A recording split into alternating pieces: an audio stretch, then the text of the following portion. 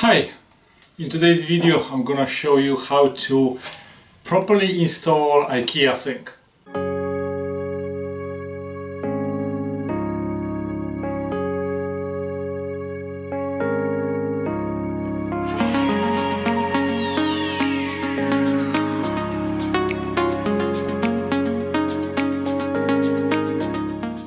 Hello again. So I'm installing an Ikea sink and I just want to share with you my idea of how to precisely install it to avoid costly mistakes. You don't want to make a hole that is either too big or too small. You can always make it bigger, but I've seen a bunch of videos when people make a hole in a countertop that is way too big or it's a little bit too big, and then, well, I'm sorry, you need to buy another countertop.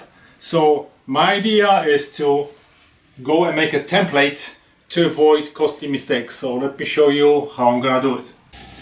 Alright, so that's the Ikea sink. So I have a piece of cardboard that I'm gonna use as my template. So what we need to do first, we need to put the sink upside down and we need to draw the outline of the sink so we know exactly what kind of shape we have. And then I'm going to use the outline to double check the hole for the sink before I'm actually going to make a cutout in my countertop. I'm gonna be using Ikea countertop. What you have to remember is that the sink is going to fit inside of the hole inside of the laminate countertop. So the sink has this little lip on all four sides.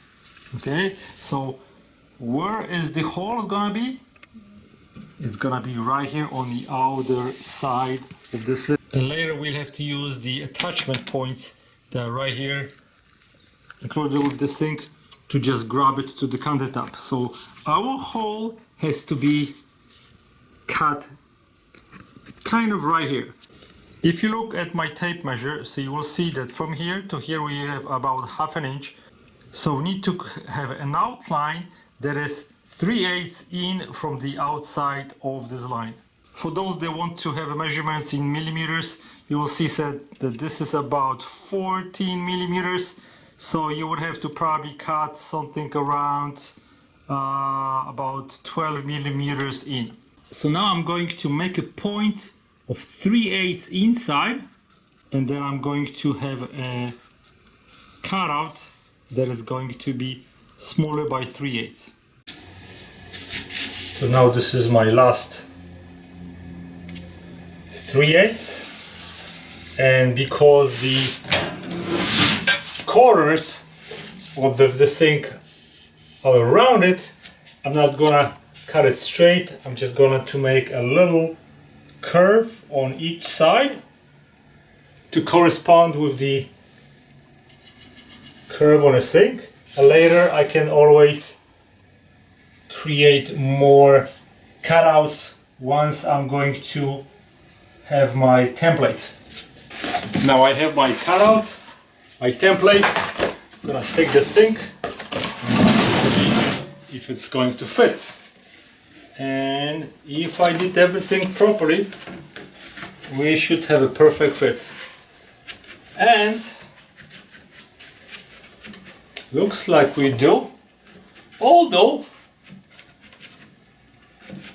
I feel like we have a little bit too much gap on both sides. So I'm gonna create another template so I have a perfect fit. And as my dad used to say, the speed is only needed when you catch flies, not when you do certain projects, especially like this. So now I know that if I was doing this straight with the countertop, this hole might have been, even though I counted it properly, I could have done it a little bit more tighter space. So now you know how to make a template, and unfortunately I'm gonna have to make another template that is a little bit smaller just to make sure that I have a perfect fit, not too big, not too small. Thanks for watching. Goodbye.